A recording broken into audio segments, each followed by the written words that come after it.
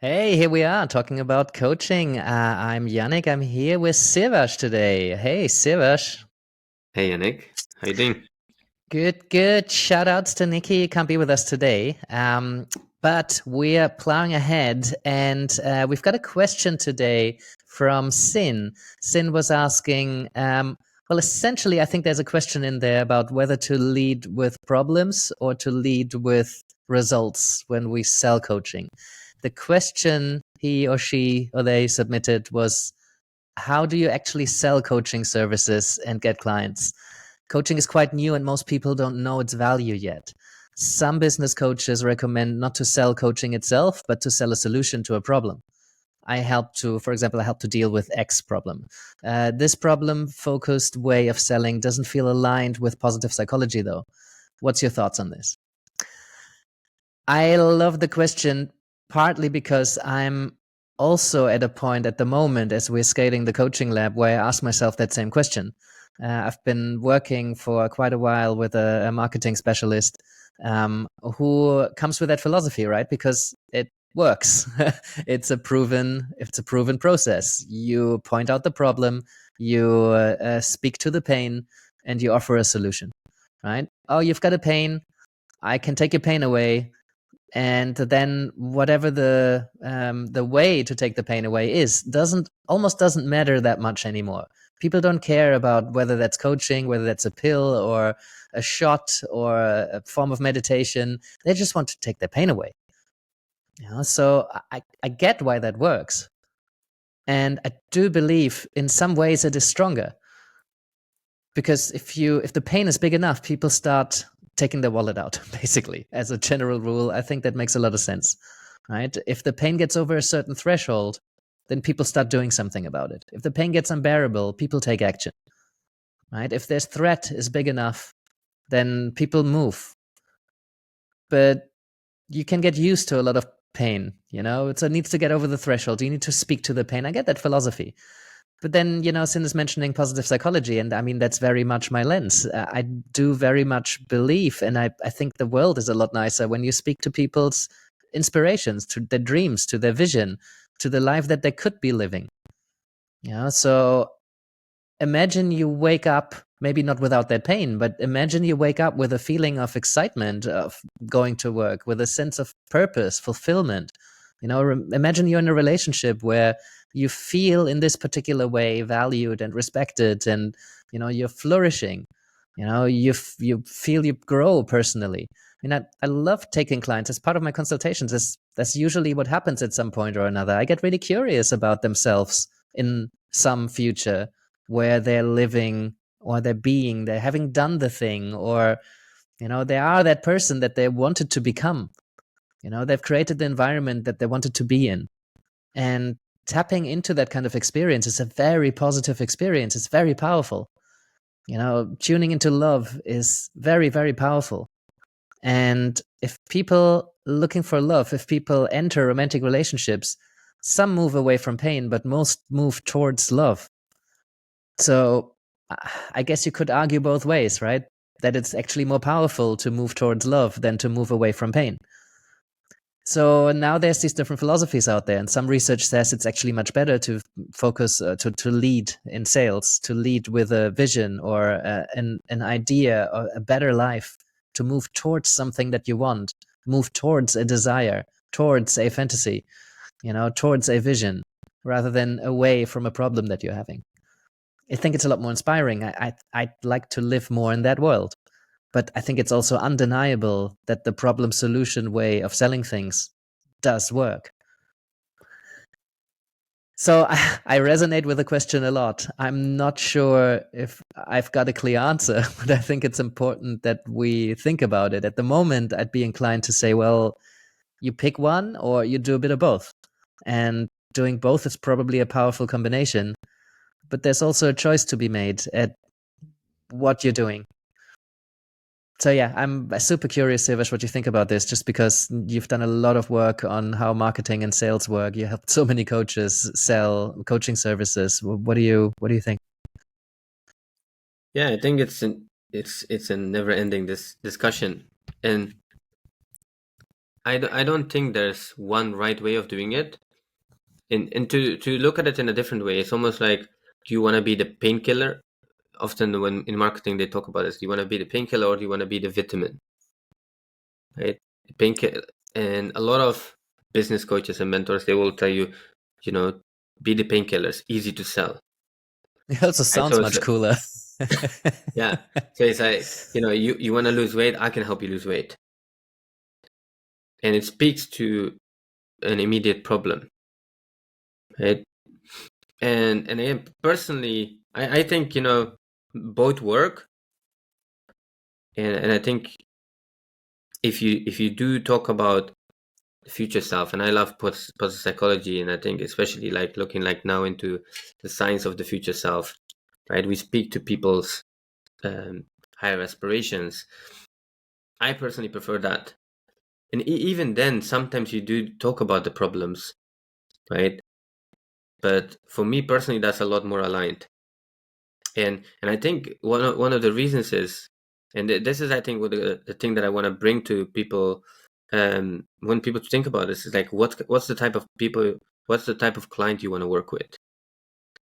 Because often the people, I'm not saying it's good or bad, but the people often that, for example, are focusing on that bigger vision or the future self, they usually show up a little bit different in the world.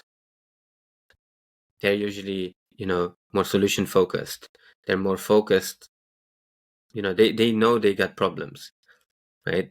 But they know that the problem, the obstacle is just part of the journey.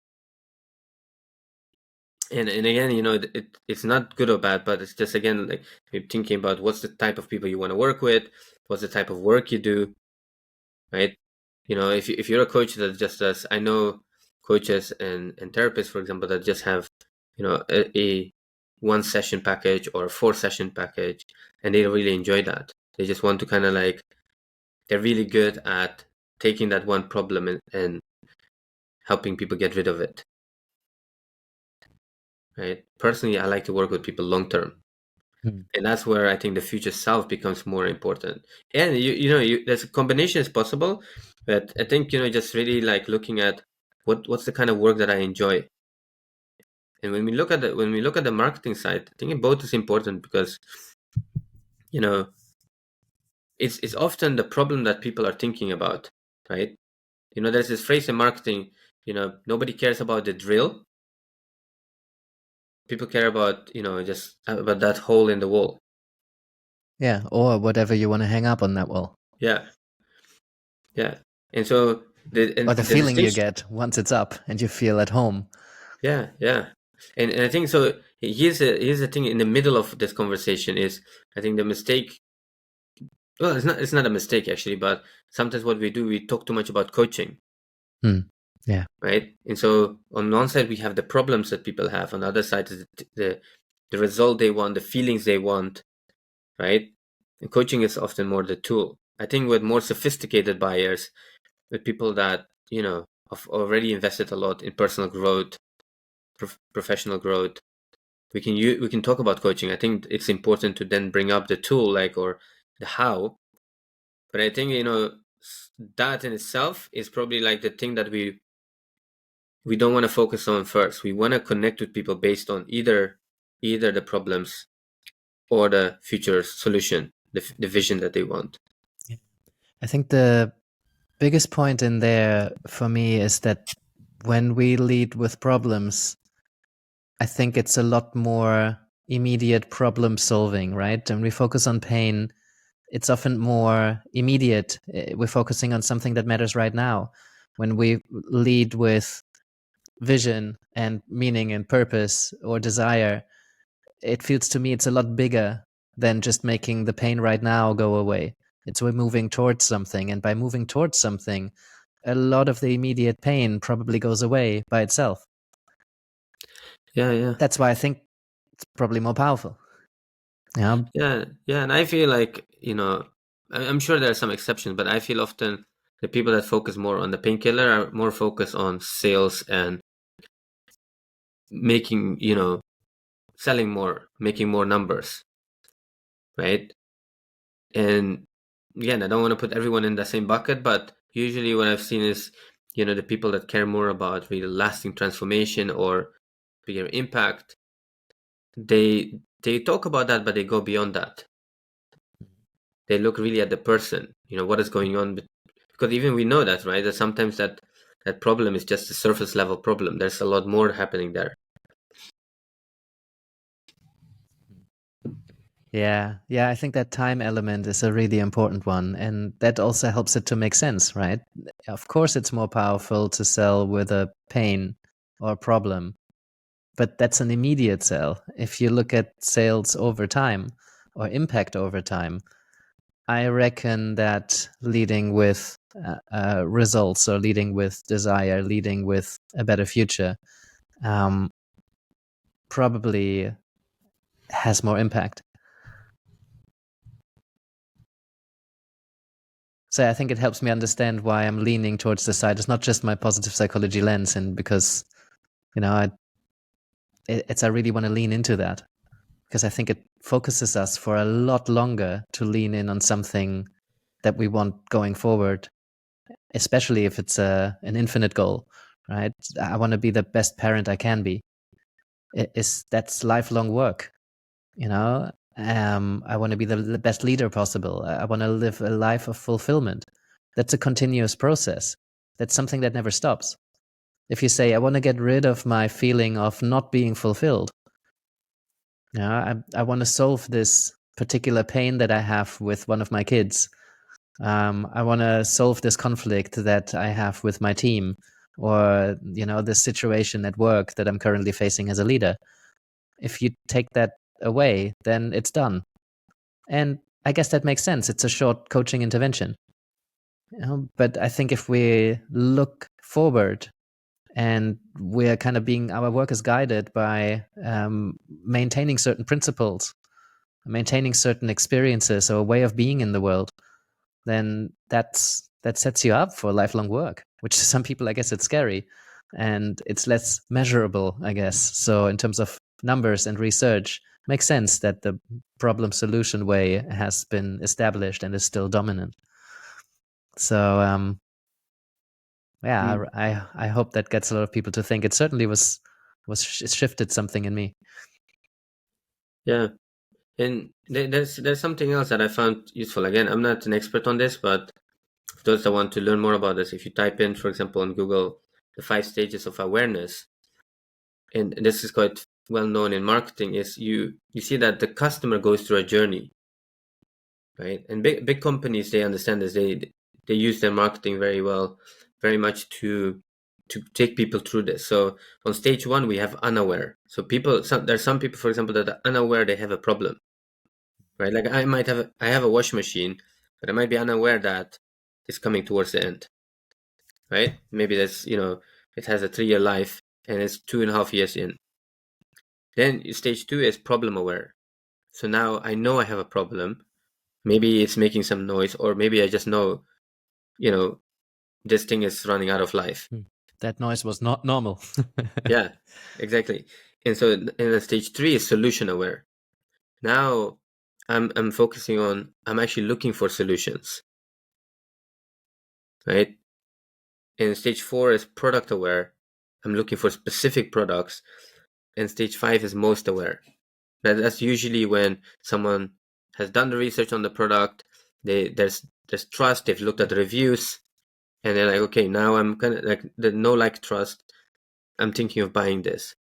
So actually understanding this is also useful because, and again, this depends on the type of work we want to do. But if we want to speak to a bigger group of people, if we want to make a bigger impact through our work, I think it is useful from time to time to speak about some of the problems, right?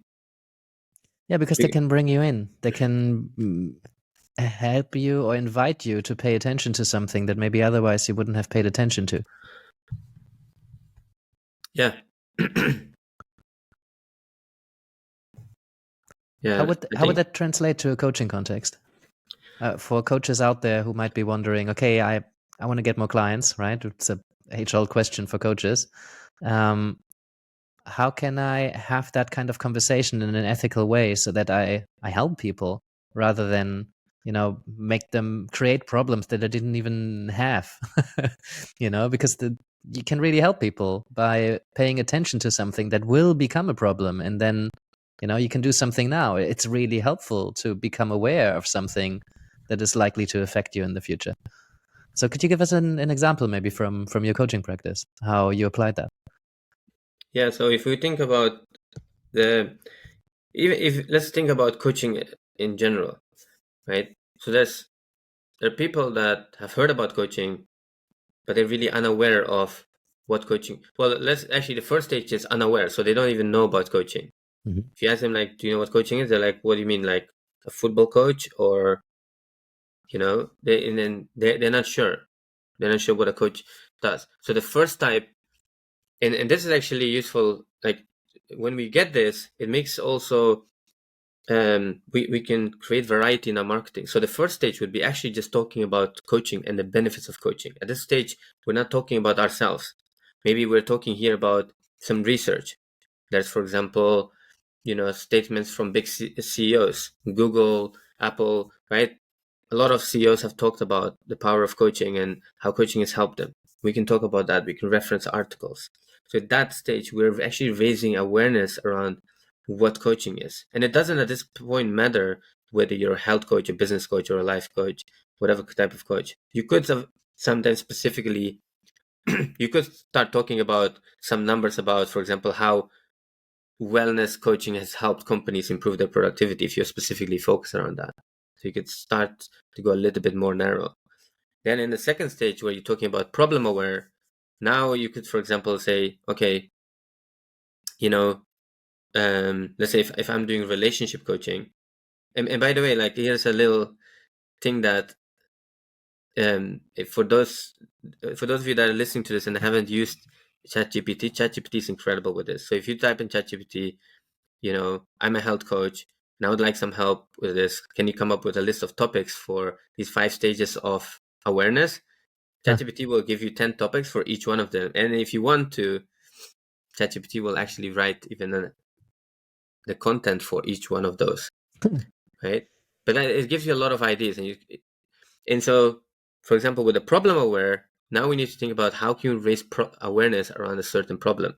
So the problem might be, if I'm a relationship coach, I want to talk about some of the common problems that are happening within a relationship. Here, I'm not talking about coaching anymore. Now I'm talking about the problem that I'm basically solving for clients, whether it's relationship coaching or business coaching, right? So I maybe make a list of what are the 5 most common problems my clients have. What are their biggest frustrations? So here, now I'm talking about that.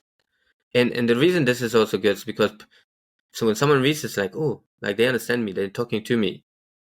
Like I'm going through this right now. Like if I'm going through a difficult phase in my relationship and somebody's talking about that, like I'm interested in that moment. Right. So in the third stage, in the solution aware, now we bring coaching in. Here's, for example, here are 5 ways, coaching can help you improve your relationship based on my work with 100 people, right? So here now we talk about, and again, to make it easier, for those that don't want to use ChatGPT, you could, for example, brainstorm what are 10 ways my coaching or my work has helped my clients, right? Okay, through coaching, I've helped clients become more mindful when they are in a big argument, or they've learned to take more responsibility. They've started looking at like, oh, what's the part that I can improve? What's the part that I can do better, rather than just blaming the partner. So now we're talking specifically about how coaching can help. And then in the stage 4 as product aware, you can specifically talk about your product. It could be that, okay, well, in my 6-month coaching program, here's how we exactly take you through the 5 stages of relationship, where we, first get understanding of what the biggest problems are, blah, blah, blah. So now you talk about your program, and then you talk about the different elements of your program. Right. Well, And then and then in that last part, the most aware, I think is usually just when it's sometimes having an invitation. So for example, it could be that, hey, you've been if you know a simple example could be, I'm putting together a webinar or masterclass, and I'm going to be talking about the five stages that's going to take your relationship from average to great. And in this masterclass, I'm going to teach you the 5 steps, and we're going to talk about how, if you want to, maybe you can learn in this masterclass, you can also learn about how I can help you put these things into practice. yeah. Or like we just talked in our last episode, you can talk about the power of space. If Yeah, you yeah, if you're a coach that doesn't have a 6 month program that is well defined, and you have a process or a methodology, it works with the same principles when you yeah, have a different kind of product. It's just a product that's more difficult to define, and it's less tangible, perhaps, for somebody who hasn't experienced it. yeah. And here's the thing: like initially, when people listening to this might feel overwhelming, but you don't need to you don't need to do this every day. If you write a lot, or if you like to create a lot of content, you could there's 5 stages. You could talk about each stage every week if you create 5 pieces of content, or it could be 2 a week. What happens is, the interesting thing is, and this is also maybe useful for yourself and for others that just prefer to talk about the results and the solution, there are some people that are already at that solution stage. So you might talk about the solution or the product, and they're like, yeah, you know what, I've been looking to improve my coaching. I've been looking for something like the coaching lab. I want to check this out. But then there are people, for example, that are in the problem aware stage, or they don't even know what a supervisor is, or What? why why What? why why they should be, what a coaching lab is, What? I right? could sit in on coaching sessions? That's a thing? Yeah, yeah. So that's the cool thing is, as you naturally, your audience is growing and the more people are getting to know about your work, from time to time it's useful to create content about the different stages, because this allows people, and it can go really fast, by the way. Some people that are like, oh, I just found out last week about your work, and I just consumed 4 hours of your Oh YouTube yeah. videos. People go Because into sometimes, rabbit holes. yeah, because they read, they're like, oh, this coaching lab this is interesting. Oh, let me watch this, let me watch that. And they take themselves through that journey. And I personally prefer that word, customer journey, because it's a journey. Some people call it a funnel, right? Like, take people through a funnel. But this is, and here's the thing. The good news is, we don't need to be like a hamster, like constantly like on a hamster wheel, like every week create new things. If we do this well, you could put this content on a podcast. You can put this content on YouTube. Yes, you can put on Facebook and LinkedIn. The thing with Facebook and LinkedIn is, after a while, you don't see it anymore after a week or 2 weeks. Mm-hmm. That's the mistake I made. I made 100 pieces of, maybe 200 pieces of content, and it's pretty much gone. But if you distribute it well, and you have it Yeah. on your blog, or you have it on your website, people can actually find it, Yeah, you don't need to right? create a new mountain for everybody. You can create a ski resort once, and then people can go start at the top and maybe take different pathways. Yeah, exactly. And that's what we can learn from bigger companies, because bigger companies, once they have a really good ad, they will just repeat that and put more Mm, money on it, so more and more people see it. That's why you will see something like BT Sport will pay millions to just have their name on a football game, and it doesn't say anything, it just says BT Sport. But guess what happens? Now I'm aware that there is a BT Sport. mm, Now sometimes they will have maybe a one-line message about what they do, yeah. right? So we don't need to play that game as coaches, by the way. It's not about, often you hear this thing that, oh, as coaches, we have to post 2 times, 3 times a day on Facebook, otherwise people will forget that. I don't buy into that. Yes, I think it is important to post regularly, but we can choose a frequency that works for us.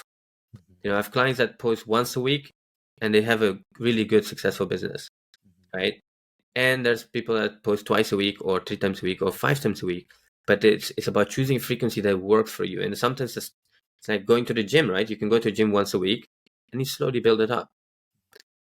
Yeah. Then this is kind of like a longer answer to the question, but I think hopefully that gives people some light on the bigger picture of that. Yeah. Thanks a lot, Sivash. And yeah, I think let's leave it here. I'm curious to hear what people think about this, or what you've chosen, or what you've been experimenting with. Particularly, what combination of product approach or coaching lens and perspective works with what kind of marketing perspective? Because I'm sure there's something in the combination. So yeah, hope that started some conversations. If you have thoughts, start conversations yourself. That's what we're here for.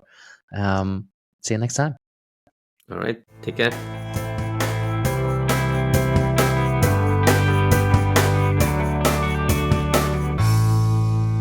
Thank you for being with us today. I appreciate your commitment to learning and growing as a coach. Just a few things before you go. First of all, we're doing this for you, so if there's anything you'd like us to talk about, do send us a question.